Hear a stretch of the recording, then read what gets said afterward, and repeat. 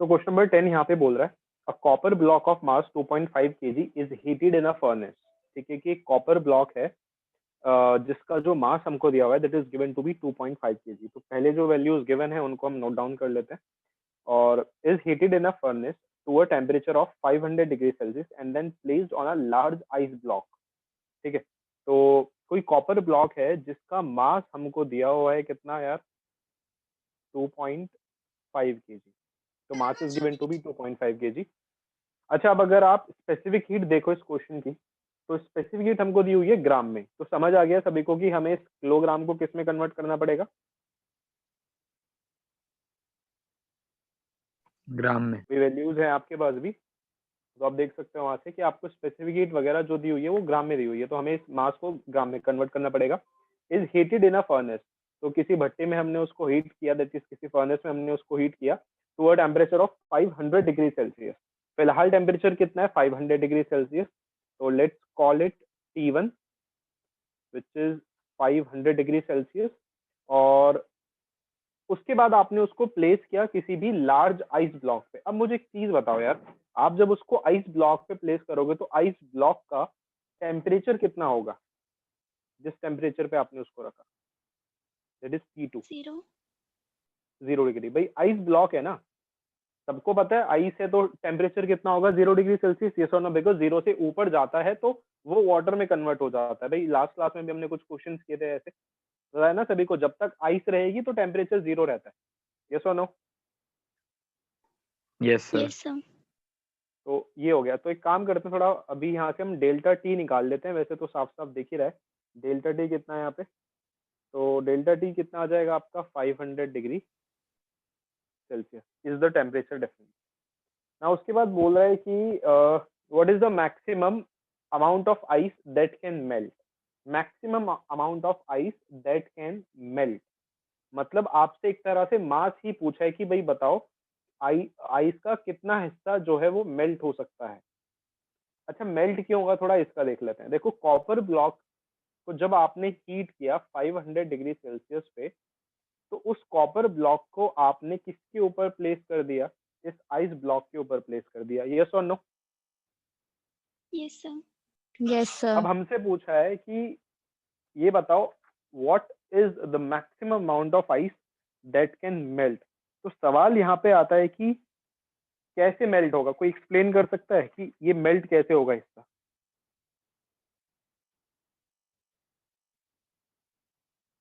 बोलो, बहुत आसान है, मेल्ट कैसे होगा।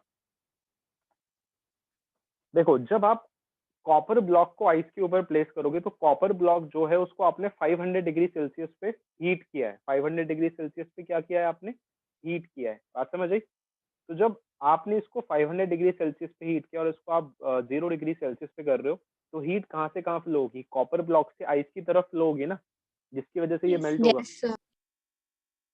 इसलिए आइस ब्लॉक क्या हो जाएगा, मेल्ट हो जाएगा। तो सबको एक कॉन्सेप्ट समझ आ गया कि आइस ब्लॉक क्या हो जाएगा यहाँ पे, आइस ब्लॉक हो जाएगा melt.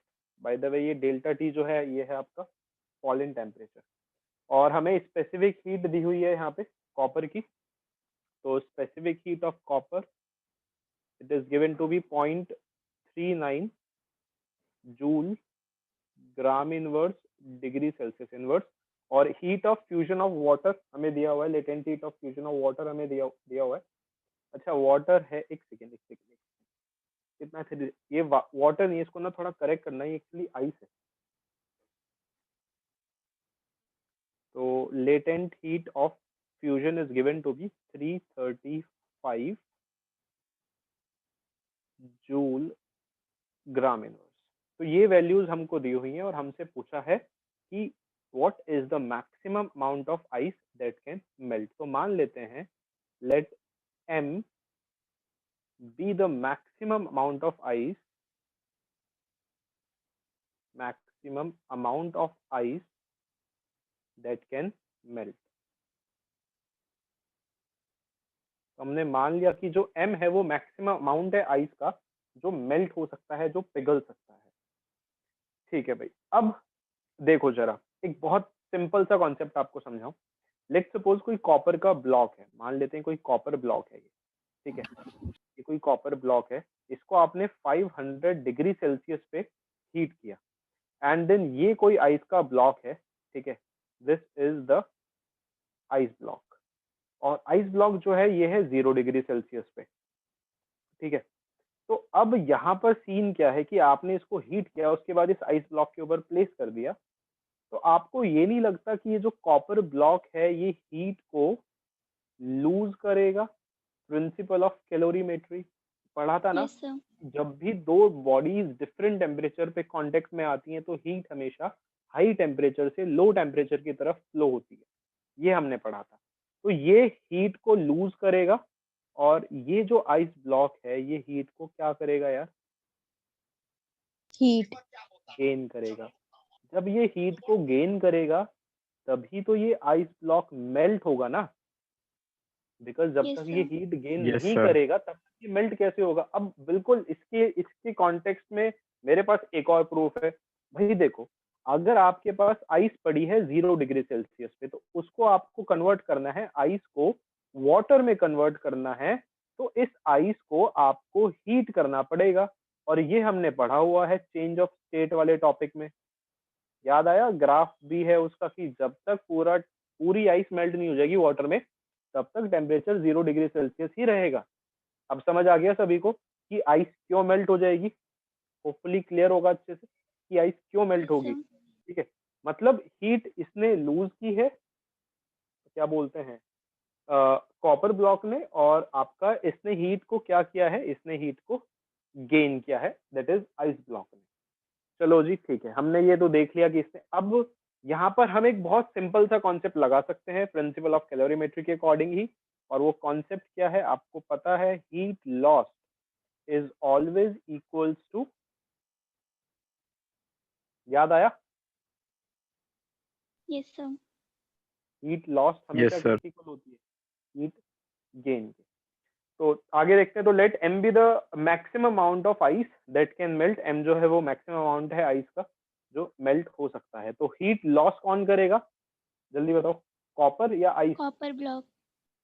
Copper copper block. Block. तो हम सबसे पहले क्या निकालेंगे? हीट लॉस्ट बाई, कॉन्सेप्ट समझ आ गया ना क्या कॉन्सेप्ट लगाना है हमको इस क्वेश्चन में, और उसी यस सर। कॉन्सेप्ट के अकॉर्डिंग हम आगे सॉल्यूशन देख रहे हैं। तो heat lost by copper block, तो लेट्स कॉल इट क्यू, ठीक है, let's call it Q, and इसको मान लेते हैं। अच्छा, फॉर्मूला किसके इक्वल होगा? तो आप लोगों को फॉर्मूला मैंने बताया हुआ है, this is equals to M S delta T.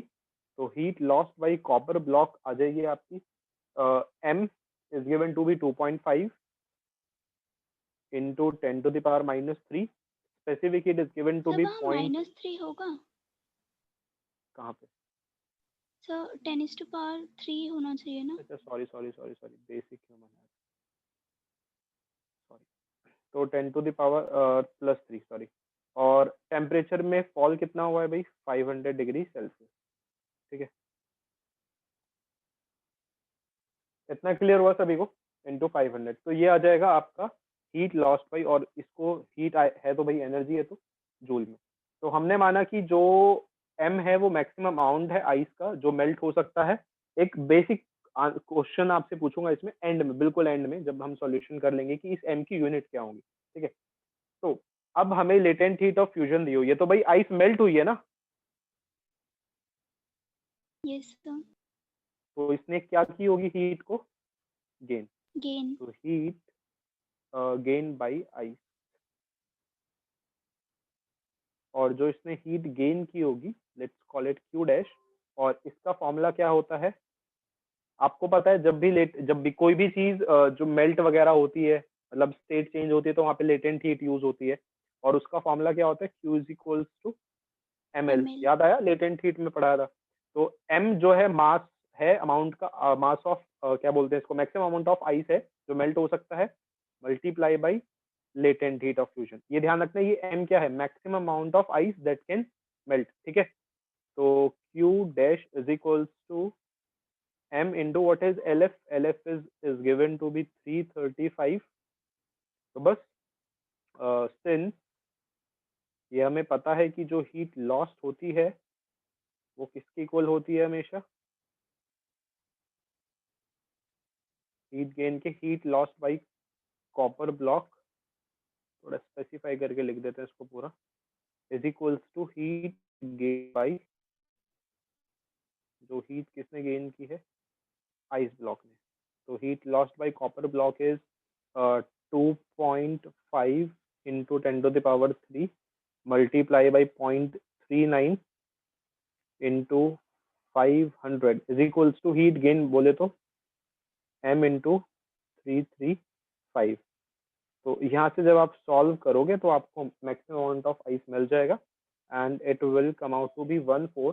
NCERT का है क्वेश्चन है तो आंसर मैं बता रहा हूँ आपको 1455.2। यूनिट बताओ बस आप इसकी, मुझे यूनिट क्या होगी।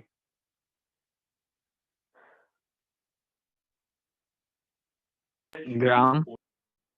बहुत बढ़िया, ग्राम। देखो यार आपको जो भी वैल्यू गिवन है, देखो आपको याद है अभी ऊपर केजी था, तो केजी को हमने वापस किस में कन्वर्ट किया था,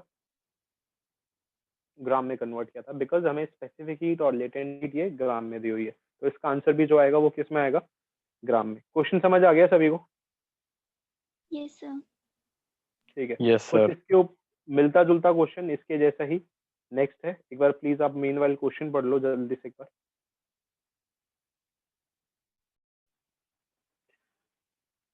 सो क्वेश्चन नंबर 11 की बात करें तो क्वेश्चन नंबर 11 बोल रहा है 0.20 kg block of metal at 150 degree Celsius is dropped in a copper calorimeter of water equivalent। Okay, यहाँ पे थोड़ा सा ये फंडा है वाटर इक्विवेलेंट का, हो सकता है इसके लिए हमको एक बार पीछे जाना पड़े नोट्स में। तो एक 0.20 kg का ब्लॉक है मेटल का, मेटल का नाम स्पेसिफाई नहीं है, ठीक है। तो मास ऑफ मेटल मैं इसको लेके चल रहा हूँ, मास ऑफ मेटल ब्लॉक जो हमको दिया हुआ है, तो mass of metal block this is given to be 0.20 kg, so we can easily convert it into gram। तो ये तो बहुत आसानी से 200 ग्राम आ जाएगा, ठीक है।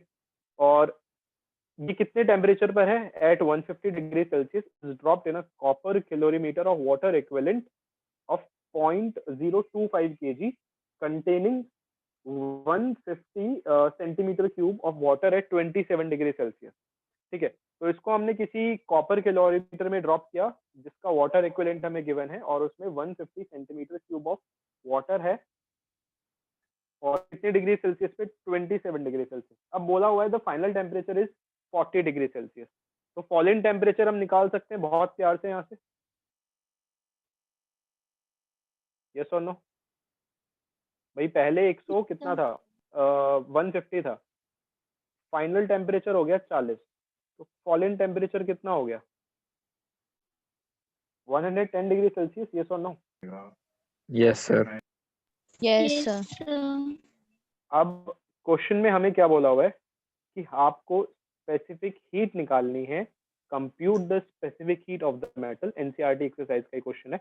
तो मान लेते हैं कि let S be the specific heat of metal की, तो हमने एस क्या मान ली, स्पेसिफिक हीट मान ली मेटल की। अच्छा अब मुझे एक चीज बताओ, जब इस मेटल के ब्लॉक को जो 150 डिग्री सेल्सियस पर हीट किया हुआ है उसको आप किसी कंटेनर में ड्रॉप, सॉरी किसी कॉपर कैलोरीमीटर में ड्रॉप करोगे जिसका वाटर इक्विवेलेंट हमें दिया हुआ है, विल गेट टू कि वाटर इक्विवेलेंट है क्या, ऑल्दो मैं पढ़ा चुका हूं आपको, बट कोई नहीं, फिर से हम देख लेंगे एक बार इसको, जिसमें 150 सेंटीमीटर क्यूब ऑफ वाटर है बट 27 डिग्री सेल्सियस पे। तो मेरा आपसे क्वेश्चन ये है, थोड़ा दिमाग लगा के बता देना, क्वेश्चन वैसे बहुत इजी है, कि क्या ये मेटल का ब्लॉक हीट को लॉस करेगा या गेन करेगा जब आप इसको इस कॉपर कैलोरीमीटर में ड्रॉप करोगे।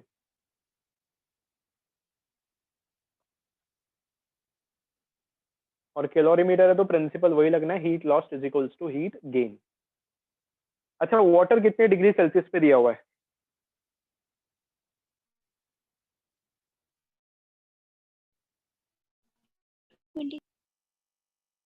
और वो कितने डिग्री पर है मेटल ब्लॉक अभी, 150, यस सर। यस और नो। तो हीट क्या करेगा मेटल ब्लॉक, 150 डिग्री सेल्सियस पे 150 डिग्री सेल्सियस Loss. 27 अभी लॉस्ट बाई मेटल ब्लॉक। तो जो मेटल ब्लॉक है वो कितनी हीट को लॉस करेगा, लेट्स कॉल इट क्यू। तो सेम वही तरीका, एम एस डेल्टा टी, फिलहाल के लिए हम इसको लिख लेते हैं Q is equals to, M अपने पास है 200 और एस निकालना है हमको, और delta T is given to be 1110। इतना समझ आया सभी को? Yes, sir. Yes. अच्छा, वॉल्यूम ऑफ वाटर भी हमें गिवन है by the way, volume of water in container, container निकल रहा है बार बार, इन कैलोरीमीटर। तो this volume is given to be 150 centimetre cube. ठीक है, अब मास ऑफ, अच्छा अब यहाँ पर दिया हुआ है कि 150 centimetre cube of water at 27 degree Celsius. ये जो वाटर इक्विवेलेंट हमको दिया हुआ है ये होता क्या है, किसी को याद है? 0.0225 जी। अच्छा, पहले इसको ग्राम में कन्वर्ट कर लेते हैं। 25 ग्राम। तू बता सकता है ये वाटर इक्विवेलेंट क्या होता है? कोई दिक्कत नहीं, मैं आपको दिखाऊं एक बार क्या होता है वाटर इक्विवेलेंट। जस्ट इसको पढ़ो जरा, ये वाली चीज विजिबल है सभी को स्क्रीन? Yes, sir. ये पढ़ो जरा, देखो क्या लिखा हुआ है, it is defined as the mass of water. ये वाटर का मास होता है, बट किसमें? साफ साफ लिखा हुआ है in gram, which would absorb or solve the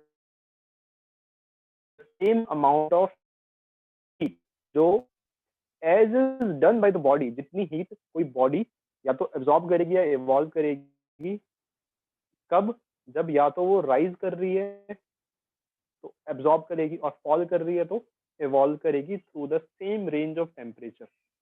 और इसको हम कैसे रिप्रेजेंट करते हैं? It is represented by W. ये समझ आ गया सभी को क्या होता है water equivalent? Mass of water in gram, that's it. तो क्वेश्चन में वाटर इक्विवेलेंट क्या होगा, क्लियर हो? Yes, sir. डब्ल्यू हमें दिया हुआ है, दैट इज वाटर इक्विवेलेंट हमें दिया हुआ है 25 ग्राम। अब मैंने आपको अभी ऊपर बोला volume of water in calorimeter is 150 centimetre cube. तो मास ऑफ वाटर कितना है?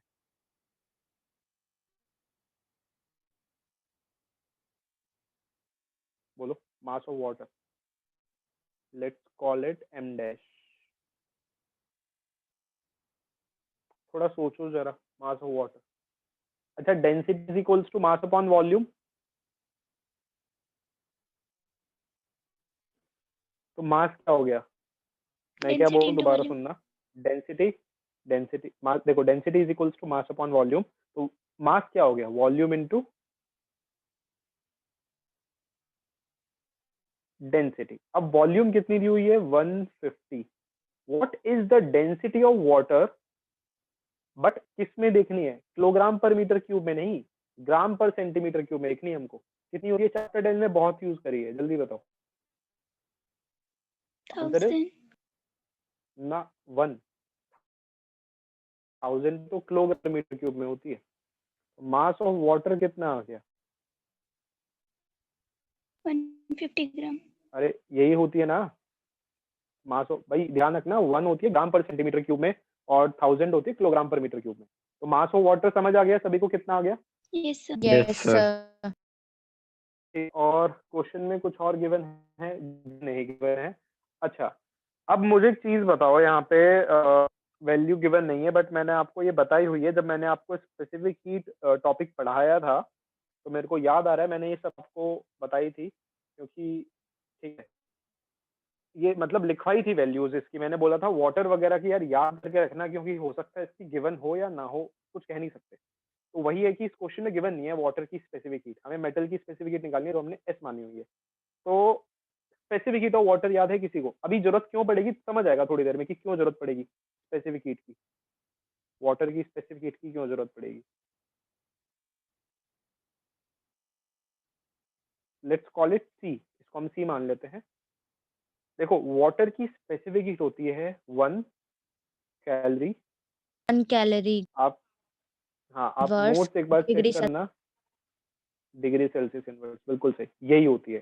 ठीक है, वाटर की जो स्पेसिफिक हीट होती है वो यही होती है 1 कैलोरी ग्राम इनवर्स डिग्री सेल्सियस इनवर्स। सबको समझ आ गया भाई? देखो ये वैल्यू ऐसी है जो आपको याद रखनी पड़ेगी। ठीक है, नाउ अब समझते हैं ध्यान से। यहाँ तो मेटल ब्लॉक ने हीट को, पहले इतना बताओ, ये क्लियर हुआ सारा? ये जो अभी लिखा था मैंने यहाँ से यहाँ तक, ये जो लिखा है सारा यहाँ से यहाँ तक का, ये क्लियर हो गया? Yes, sir. तो भाई ये तो हीट लॉस की है मेटल ब्लॉक ने, तो हीट गेन कौन करेगा फिर? Water. वाटर। तो देयरफॉर हीट गेन्ड। अब यहाँ पर है एक हल्का सा ट्विस्ट जो इस क्वेश्चन को अच्छा बनाता है। हीट गेन्ड बाय वाटर, ठीक है। अब वाटर हीट गेन करेगा और एक और चीज हीट गेन करेगी साथ के साथ, और वो हीट गेन कौन करेगा वाटर के साथ साथ? कैलोरीमीटर। याद है आप लोगों को कैलोरीमीटर एक डिवाइस पढ़ा था हम लोगों ने, Yes, याद sir. आया? और उस कैलोरीमीटर में वाटर है, तो हीट गेन कौन करेगा? वाटर भी हीट गेन करेगा और साथ के साथ कौन हीट गेन करेगा? कैलोरीमीटर। तो let's call this heat Q dash is equals to, अब वाटर जो हीट गेन करता है वो तो वाटर इक्विवेलेंट से निकाली जाती है, यस और नो? मैं दिखाता हूँ आपको भी फॉर्मूला, ताकि कोई दिमाग में कोई डाउट ना रहे।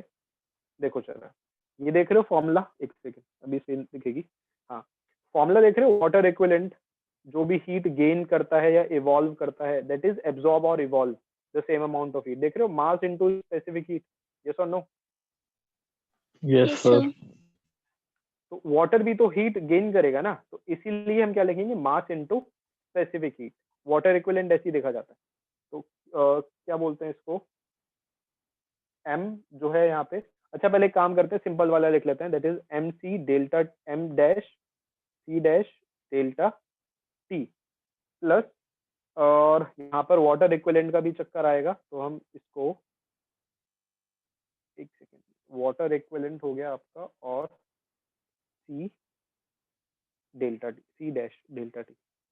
ये देख रहे हो डब्लू क्या है? ये बोलो जल्दी, डब्लू क्या है? ये Water equivalent. Water equivalent. तो यहाँ से कॉमन क्या आ गया?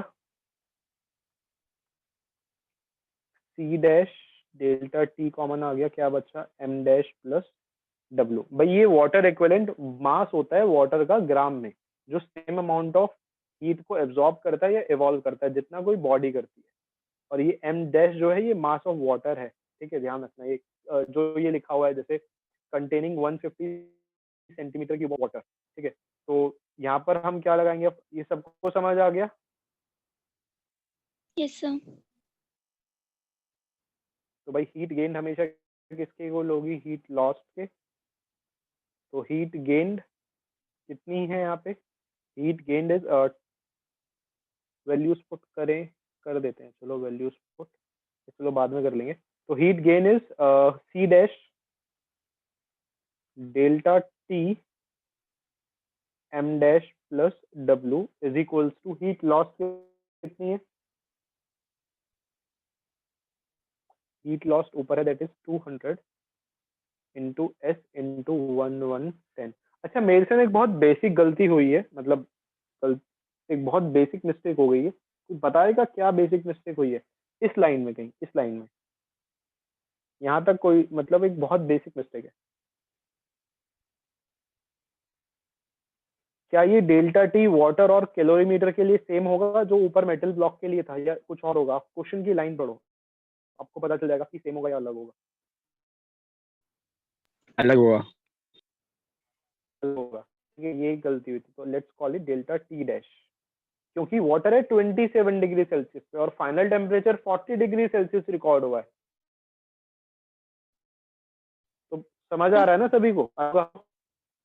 ठीक है, तो ये गलती थी, तो इसको प्लीज करेक्ट कर लेना। तो this is delta T dash. तो आगे अब इसको हम सॉल्व करते हैं, तो सॉल्व करते हैं, तो डेल्टा टी डैश, बस आगे अब आपको यहाँ पे वैल्यूज लिखनी है।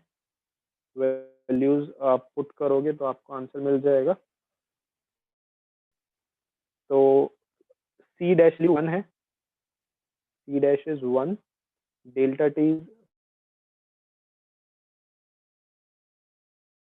40 माइनस 27, वाटर डेल्टा टी हो गया। M डैश आपका, M डैश इज 150 और वाटर इक्विवेलेंट कितना है आपका 25, ये रहा 25। तो 150 plus 25 into 150 plus 25 is equals to 200 into S into 1110। तो हो जाएगा ये तो सॉल्व आराम से यहाँ पे। Yes, sir. Yes. तो 150 प्लस ये हो गया 175 इंटू 13 डिवाइडेड बाई 200 इंटू 1110। तो यहाँ से निकल के आ जाएगी आपके पास स्पेसिफिक हीट एंड आंसर है मेरे पास इसका 0.1 कैलोरी ग्राम इनवर्स डिग्री सेल्सियस इनवर्स। तो this will be the required answer. Hopefully समझ आ गया होगा अच्छे से। Yes, sir. Yes, sir. Okay, next question जल्दी देखते हैं थोड़ा इसको। तो a child running a temperature of 101 degree Fahrenheit gives an antipyrin. एक चाइल्ड है मतलब जिसका भी टेम्परेचर 101 डिग्री सेल्सियस है, उसको एक दवाई दी जाती है antipyrin which causes an increase in rate of evaporation of sweat from his body, जिसकी वजह से जो स्वेट है एवेपोरेशन मतलब रेट ऑफ एवेपोरेशन जो है वो इंक्रीज हो जाता है उसकी बॉडी से उसके, और fever is brought down to 98 degree Fahrenheit in 20 minute.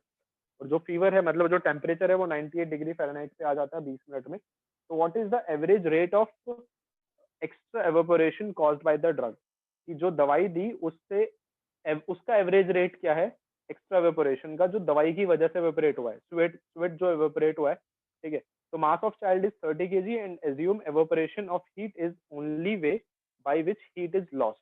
और आपको स्पेसिफिक हीट वगैरह यहाँ पे दी हुई है। अच्छा, लिखा हुआ है specific heat same as that of water and latent heat of evaporation of water at temperature about 580 calorie per gram. Question समझ आ गया आपको? अच्छा, क्वेश्चन समझ आने से मेरा मतलब है थोड़ी बहुत लैंग्वेज क्लियर हुई होगी क्वेश्चन की, बाकी तो इसमें थोड़ा डिफिकल्ट सा टास्क है।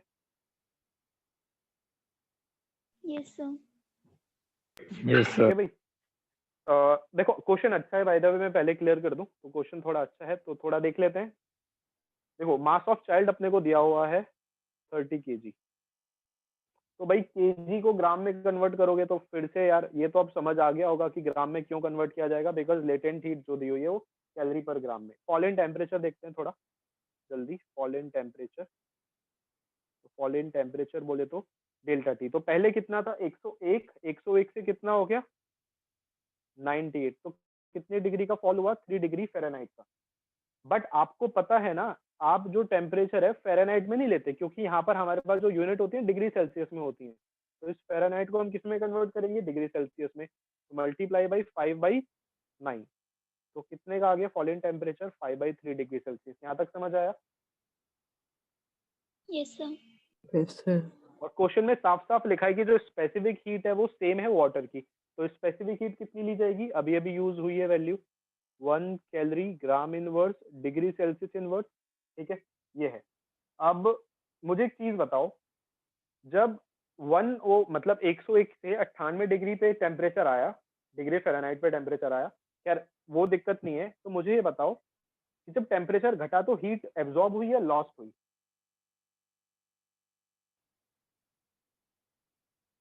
जब टेम्परेचर Lost. घटेगा Lost. Lost हुई। Heat lost by evaporation of, और यही बोला हुआ है कि यही एक तरीका है बस हीट के लॉस होने का। तो जो हीट लॉस हुई है let's call it Q, this is equals to M S delta T.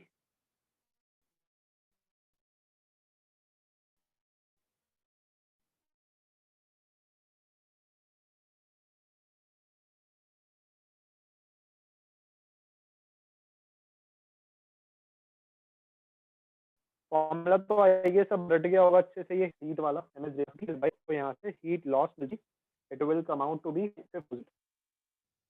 50,000 calorie. Clear हुआ इतना सभी को? हीट लॉस बाई,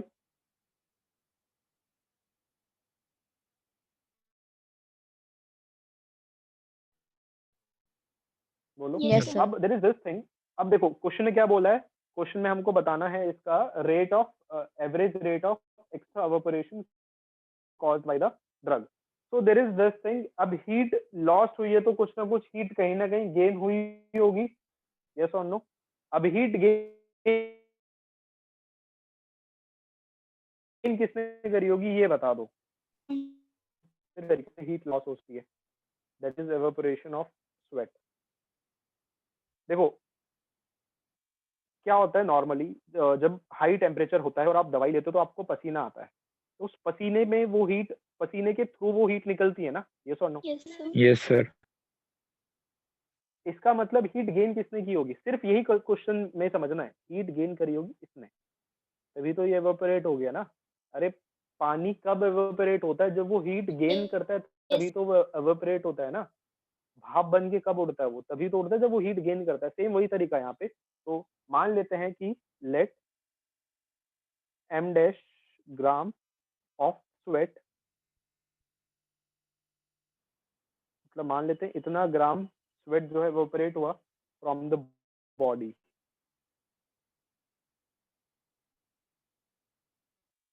ठीक है? तो then heat gain by sweat. यार ये सबको समझ आ गया हीट गेन कैसे होगी यहाँ पे? Yes, sir. भाई पसीना भाप बन के, मतलब जो पानी है वो भाप बन के तभी उड़ेगा जब वो हीट गेन करेगा, ठीक है? तो बिल्कुल उसी लॉजिक के अकॉर्डिंग यहाँ पर हम वही बिल्कुल उसी लॉजिक के according heat gain by sweat, तो let's call it Q dash. और आपको पता है हीट, अब ये एवोपरेट हो रहा है, एवोपरेट का मतलब है याद है vapour, water to vapour convert होता है, तो वहां पे कौन सी हीट आती है, latent heat of vaporization, yes और नो? Yes, sir. और लेटेंट हीट की वैल्यू हमें ऑलरेडी गिवन है क्वेश्चन में, एंड लेटेंट हीट दिया हुआ है, देखो latent heat of evaporation of water is given to be 580 calorie per gram. तो बस यहाँ से अब इसको इक्वेट कर देना, m डैश किएरा, L is given to be 580, तो does heat gain is equals to heat loss, और हीट गेन कितनी है यहाँ पे, m डैश इंटू 580, ठीक है, यही है। और हीट लॉस कितनी है आपकी, 50,000 कैलोरी। तो कितना मास यहाँ पे जो एवेपोरेट होगा वो आ जाएगा, मैं आंसर बता रहा हूँ थोड़ा क्योंकि टाइम की कमी है अभी। तो मास जो एवेपोरेट होगा स्वेट का वो कितना आ जाएगा, 86.2 ग्राम। तो टाइम टेकन कितना था, इसको 20 कितना टाइम में minutes. हुआ था, 20 मिनट।